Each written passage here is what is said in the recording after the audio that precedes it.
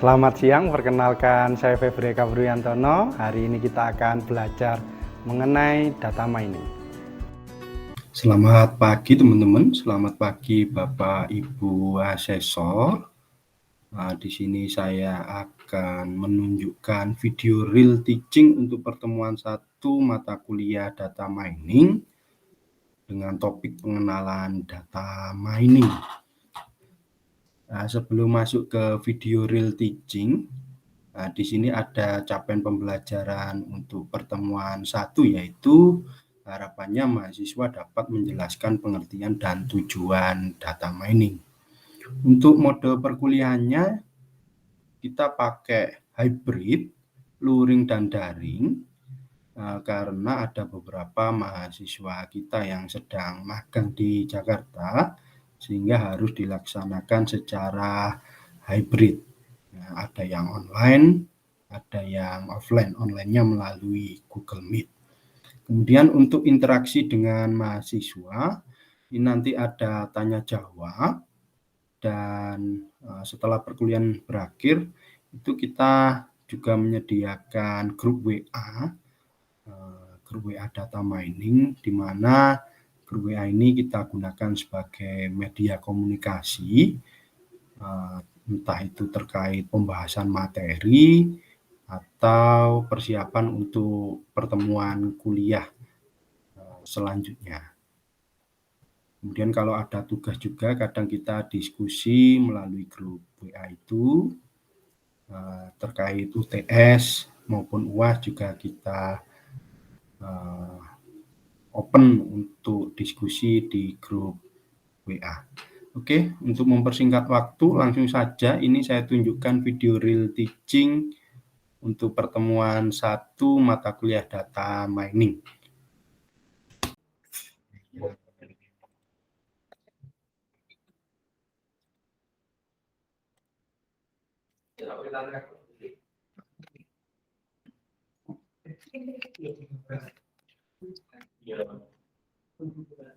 Mungkin ini saya analogikan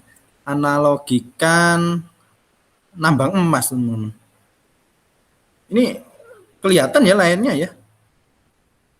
Ada alat berat yang menggali tanah gitu ya. Ini pasti nyari emas gitu ya. Tapi kadang nggak dapat emas, benar nggak sih? Ya, kadang cuma dapat batu ya, tanah gitu ya. Belum tentu dapat emas. Oke. Kemudian ada Bitcoin mining ya. Kalau ini nyari apa teman-teman? Bitcoin, Pak. Iya pasti Bitcoin ya. Tapi kadang-kala juga nggak dapat Bitcoin teman-teman ya. Kadang zong. Nah itu kita sebut sebagai bad shares ya. Jadi nggak dapat. Tapi kalau dapat namanya good share ya. Oke. Nah kalau data mining teman-teman, nyari apa? Data, Pak. Data yang seperti apa? Data yang Tambah sudah nilainya kalau diolah, bisa. data yang sudah diolah dan sesuai dengan kebutuhan kita gitu mungkin, Pak. Itu apa kira-kira ya kalau disingkat ya? Informasi, Pak. Ya. Informasi apa? Ya. Informasi apa? Coba Anda lihat sebelahnya itu. Grafik. Informasi apa?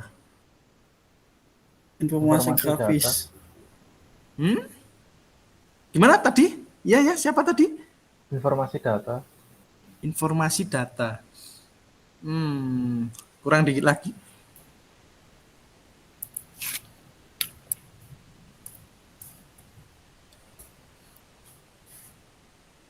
Informasi apakah? Bitcoin itu bisa dijual nggak? Bisa, Pak. Emas bisa dijual? Informasi yang berharga. Nah, iya itu. Siapakah itu? Siapa namanya? Samuel, Pak. Samuel. Oke, good Mas Samuel ya. Jadi kita nyari informasi yang berharga. Tapi kadang-kala dapat informasi yang nggak berharga, teman-teman. Bisa loh. Contohnya ya, kita sudah ngolah data ya. Kita maunya seperti ini, akurasinya bagus ya, 100%, 90%, ternyata cuma 50%. Kita mau prediksi gitu ya, prediksi harga saham, harga Bitcoin, harga emas ya. Pengennya bagus, ternyata dapatnya zong ya. Busuk ya. Prediksinya enggak akurat. Itu juga bisa. Jadi kita melakukan data mining untuk mendapatkan informasi berharga. Oke, lanjut. Nah, ini ada jenis-jenis data mining ya. Yang pertama itu klasifikasi, teman-teman. Ciri khasnya itu kelasnya sudah diketahui, teman-teman. Atau labelnya sudah diketahui. Kemudian bisa digunakan untuk memprediksi ya. Kemudian dapat kita gunakan untuk memberikan keputusan. Contoh kelas itu misalnya seperti ini. Misalnya mau memprediksi harga Bitcoin gitu ya. Nah, kelasnya itu naik atau turun gitu. Itu namanya kelas. Naik atau turun. Nah, itu kelas. Atau mungkin contoh lain ya, klasifikasi. Kita mau mengkelompokkan hewan-hewan gitu ya. Misalnya ada mamalia, amfibi, reptil misalnya. Insect, serangga, ikan. Nah, itu kelas ya. Itu termasuk kelas. Contoh lain. Misalnya ya, hamil ya. Mau ngecek hamil apa enggak ya. Nah, positif atau negatif. Nah, itu termasuk kelas. Contoh lain teman-teman apa ya? Ada yang tahu? Contoh kelas.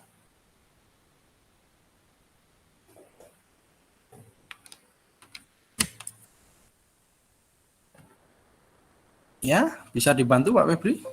Contoh kelas yang lain, misalnya apa? Memprediksi harga saham, Pak. Gimana? Memprediksi harga saham. Ya, kelasnya apa?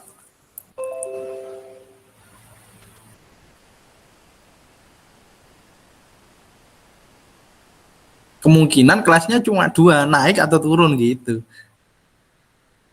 Ya. Iya, Pak. Contoh yang lain, misalnya ya, daerah rawan bencana gitu ya.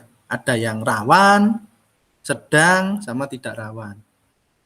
Atau COVID ya, positif atau negatif. Contoh yang lain apa ya teman-teman? Sampai sini harus paham dulu. Contoh lain. Contohnya makanan, Pak. Ada Ya, daging, sayur, buah. Contohnya bisa makanan. ya. Bisa. Atau makanan yang begini, enak atau tidak enak. Nah, itu termasuk kelas juga. Iya, Pak. Atau mungkin junk food sama yang bukan junk food misalnya. Itu juga bisa. Berarti sampai sini paham ya, teman-teman ya? Paham. Contoh lain kalau di sticky mungkin seperti ini. Layak diberi beasiswa sama yang tidak layak diberi beasiswa gitu ya. Itu juga bisa. Itu termasuk kelas, teman-teman. Oke, lanjut ya. Selanjutnya ada clustering, teman-teman. Nah, ini kelasnya belum ada, teman-teman. Kita akan buat kelasnya ya. Kita buat kelasnya. Kita boleh buat misalnya kelas amfibi, mamalia, ikan, serangga. Itu bisa kita buat kelasnya. Karena kelasnya belum ada. Atau mau buat kelas baru misalnya ya, humanoid gitu ya, alien ya. Itu bisa. Karena kelasnya belum ada. Atau misalnya tadi ya, daerah rawan bencana ya. Rawan, sedang, sama tidak rawan ya. Itu kita buat kelas baru enggak apa-apa. Sangat rawan misalnya ya. Jadi nanti ada 4. Sangat rawan, rawan, sedang, sama tidak rawan. Enggak masalah, karena kelasnya belum diketahui. Kemudian mengelompokkan data berdasarkan ciri khas yang sama. Nah, itu bisa, ini pakai clustering. Atau mau deteksi daun mangga gitu ya. Jadi ada beberapa jenis mangga, kemudian Pak Febri punya daunnya gitu ya. Tapi nggak tahu mangga apa. Itu bisa pakai clustering. Anda buat sistemnya, daunnya dimasukkan ke sistem gitu ya, difoto, nanti akan keluar, oh ini mangga mana lagi misalnya. Itu bisa. Atau mau buat sistem untuk deteksi daun, ini daun apa gitu ya, dari pohon apa, itu bisa pakai clustering. Kita punya daun tapi nggak tahu ini daun apa, dimasukkan ke sistem muncul. Oh ternyata ini daun dari pohon titik-titik misalnya, itu bisa pakai clustering. Atau mau deteksi daerah rawan bencana atau rawan COVID itu juga bisa. Nanti klasternya atau kelasnya itu tadi, misalnya ya sangat rawan, rawan, sedang, sama tidak rawan. Itu juga bisa. Jadi Anda mencari data di Malang misalnya gitu ya, kan ada beberapa kecamatan ya, sama kelurahan ya. Nanti infografisnya akan muncul, kelurahan ini loh sedang, kelurahan ini loh rawan. Nah, itu bisa. Atau mungkin di tempat lain selain Malang misalnya, itu juga bisa. Itu pakai clustering teman-teman. Terus ada asosiasi teman-teman. Kalau asosiasi ini biasanya digunakan untuk mengetahui kombinasi gitu ya. Contoh minum kopi di pagi hari gitu ya. Itu paling cocok sambil makan apa atau nyemil apa. Nah, kita nyari datanya survei mungkin ya. Kita tanya orang-orang gitu ya. Kita catat semua, baru kita masukkan ke data mining dan muncul kesimpulan bahwa kalau pagi ngopi itu paling cocok makan apa gitu. Itu bisa. Atau merekomendasikan item ya, atau iklan misalnya ya. Anda buka website apa gitu ya, yang muncul kok iklan ini. Nah, itu sebenarnya sudah diasosiasikan. Kok gak muncul ini gitu ya. Kemungkinan karena Anda membuka web-web yang berhubungan sama iklan tersebut ya, biasanya. Makanya munculnya itu. Atau mungkin membuka website favorit Anda gitu ya, kategorinya ini, misalnya bola gitu ya, nanti yang muncul iklannya ya bola. Itu bisa pakai asosiasi. Atau ini di supermarket ya. Nah, kenapa kok Kinder Joy itu ditaruh di depan, kok gak di belakang? Kenapa kok minyak goreng itu biasanya disandingkan sama telur, sama beras misalnya? Kok gak sama minuman misalnya ya? Kenapa? Nah, itu bisa pakai asosiasi teman-teman. Atau mau ngecek ya, kalau orang beli minyak goreng, setelah beli minyak goreng beli apa? Itu bisa. Jadi nanti stoknya bisa ditambah gitu ya. Jadi kalau misalnya stoknya minyak gorengnya berkurang, bisa saja nanti stok roti juga berkurang. Nah, oleh sebab itu kita tambah stoknya. Itu bisa. Oke, itu ya. Sampai sini ada yang mau ditanyakan teman-teman?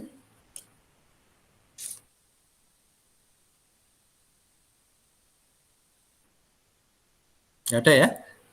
Klasifikasi ini kadang kita harus nyari akurasi teman-teman. Karena biasanya kita gunakan untuk memprediksi juga. Jadi akurasi, precision ya, recall, F-measure itu harus dicari juga. Kalau di clustering sama asosiasi tidak ada akurasi. Oke. Nah, ini struktur data di data mining ya. Anggap saja ini dataset teman-teman ya. Dataset. Dataset itu kumpulan data ya. Kumpulan data ya. Ini kebetulan saya ambil data calon penerima beasiswa. Ya. Calon penerima beasiswa.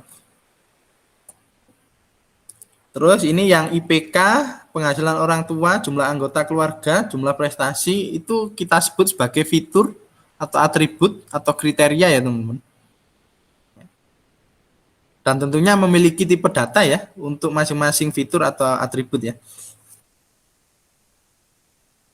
Nah, tipe datanya itu ada real ya. Itu biasanya pecahan. Ada integer ya. Kemudian numeric, bisa real, bisa integer, ada string, ada date ya. Ini saya numpang nanya ya. Yang IPK ini tipe datanya apa ya?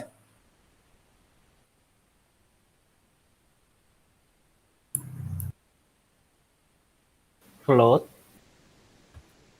Kan enggak ada di data mining float. Adanya Double, ini. Pak. Hah? Double. Gimana? Double. Enggak ada double. Ini loh. 1, 2, 3, 4, 5. Real. Lah, ya. Adanya real. Atau pakai numerik juga bisa. Jadi ini berbeda sama bahasa pemrograman gitu ya teman-teman. Di bahasa pemrograman ada float, ada double gitu ya. Kalau di sini enggak ada. Ya. Terus kalau penghasilan orang tua?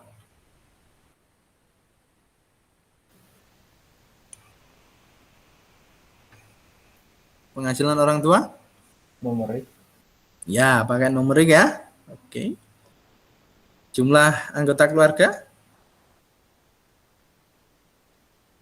Integer. Ya, boleh integer, boleh numerik ya. Jumlah prestasi? Integer, Pak. Iya, boleh integer, boleh numerik ya. Oke, gampang ya sampai sini ya. Ingat tidak ada double atau float ya. Nah, boolean juga enggak ada ya. Boolean nanti bisa kita ganti pakai string, teman-teman. Yes atau no gitu ya. Oke. Ya, ini beberapa algoritma pada data mining, teman-teman. Yang pertama ada K-means. Ini identik dengan centroid dan iterasi ya. Jadi di sini kita harus mencari centroid itu titik tengah ya. Setelah itu diolah beberapa iterasi sampai berhenti. Nah, itu K-means. Ya. Nah, min itu kan nilai tengah ya. Centroid itu juga mencari nilai tengah.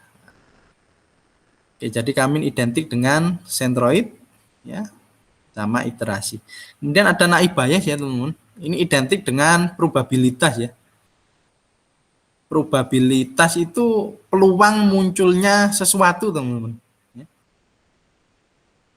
Jadi di sini nanti datanya dihitung, peluang munculnya itu berapa. Itu pakai naib bias.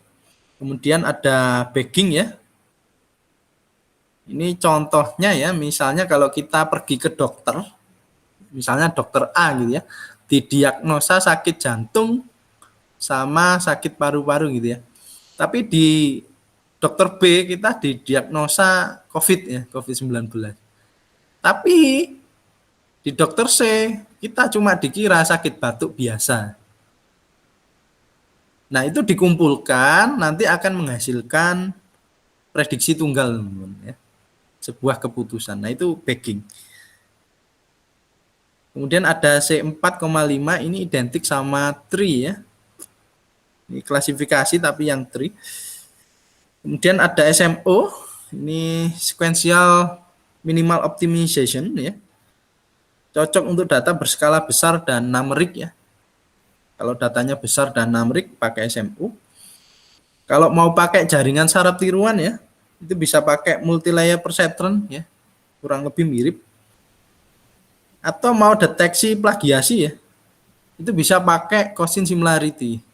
Jadi nanti menghitung kesamaan antara dua buah objek ya atau dokumen ya, itu bisa pakai Gaussian similarity. Nanti pakai TF-IDF.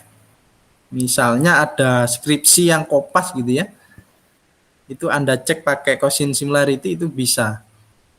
Nah, kopasnya berapa persen ya? Plagiatnya berapa persen?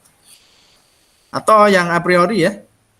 Ini contohnya yang tadi ya, kalau ngopi pagi hari cocoknya makan apa gitu ya, atau nyemil apa. Atau di supermarket gitu ya. Nah, kalau misalnya ada orang beli minyak goreng, setelah itu beli apa, itu bisa pakai a priori.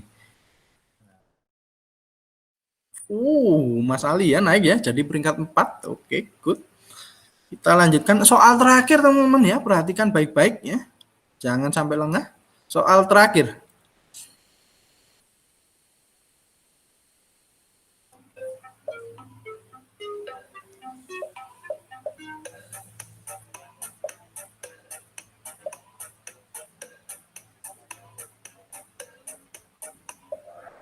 Oke, betul semua jawabannya ya. Kita cross check siapa yang naik podium. Ini agak nge-lag ya. Peringkat 3 ada Mas Janrel. Selamat Mas Janrel ya. Anda membuat saya bangga. Peringkat 2 ada Mas Deva. Luar biasa Mas Deva. Dan peringkat 1 tentunya ya sudah dipastikan Mas Samuel. Selamat Mas Samuel. Peringkat 4 ada Mas Ali, peringkat 5 ada Mas Haikal. Ini saya screenshot dulu. Minta tolong ketua screenshot, nanti taruh di grup. Baik, Pak. Pak, tapi saya kepikirannya ini sih penyakit gitu, Pak. Klasifikasi Penyakit apa? penyakit. Kalau saya baca sih tadi kan saya sempat baca dikit. Itu ada referensi ini sih, Pak, penyakit menular. Tapi saya sebenarnya belum terlalu baca banget. Penyakit menular. Atau mungkin ini corona malah nih ya. Apakah dia Oh. panas, flu atau enggak? Iya, iya, kayak yang Gejala, website gejala, ini ya. ya, Pak. Nah, Kayak jadi website atributnya yang berupa gejala. Oh, iya, iya, iya. Kayak ini kan, Pak, yang website self assessment COVID itu kan ya? Heeh. Gimana kalau itu Oh, aja? Kayaknya boleh sih, lebih Pak. menarik. Iya. Nah, Nanti saya oke. coba cari Nah, lagi ya, Pak. Isi presensi dia belajar ya teman-teman. Maksimal jam 23.55 biasanya. Minta tolong diisi. Takutnya walaupun teman-teman sudah hadir di sini, tapi nggak mengisi itu gitu ya. Kan presensinya import dari sana tuh. Takutnya nanti dianggap tidak hadir. Jadi minta tolong diisi. Kalau misalnya ngisinya telat gitu ya, mungkin bisa chat Pak Febri, nanti saya open kembali. Dengan asumsi teman-teman masuk ya, masuk video conference. Kalau enggak masuk minta open ya lucu. Oke, ketua nanti minta tolong rekap ke saya yang tidak hadir siapa gitu ya. Sama poin-poinnya tadi ya, saya ulang ya. Minta tolong diposting. Mbak Jihan plus 10 ya. Mas Deva plus 10, Mas Samuel plus 5, Mas Mutawali plus 5. Takutnya saya lupa gitu ya. Bisa Oke, diulang, Pak? Oh ya, Mbak Jihan plus 10, Ya. Mas Deva plus 10, Mas Samuel plus 5, Mas Mutawali plus 5. Sudah, Pak. Oke. Kalau tidak ada yang mau disampaikan, saya akhiri. Terima kasih atas kehadirannya. Sampai bertemu minggu depan ya teman-teman. Jangan lupa menginstal Tanagra sama WK. Rasa itu saja yang bisa saya sampaikan pada video kali ini. Sampai jumpa di video selanjutnya. Terima kasih.